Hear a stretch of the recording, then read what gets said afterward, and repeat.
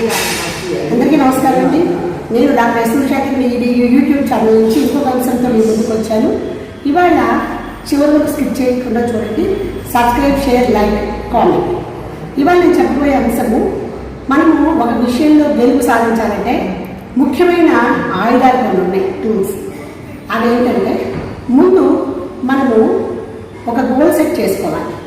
తర్వాత ఏదైతే goal set చేసుకున్నామో అది మనం ఎంతవరకు మనము దాన్ని మన లర్నింగ్ స్టేజ్ అనేది తెలుసుకోవాలి. ఆ తర్వాత మనకి ఇర్రెగ్యులారిటీ అనేది ఉండకూడదు. అలాగే ఈ రెగ్యులారిటీ ఎప్పుడైతే ఫామ్ అయ్యామో మనము ఆ లర్నింగ్ నేర్చుకుంటూ ఏ విధంగా చదివితే మనకు వస్తుందో అది మనం చక్కగా ప్లాన్ చేసుకోవాలి. అలాగే టైం మేనేజ్ చేసుకోవాలి.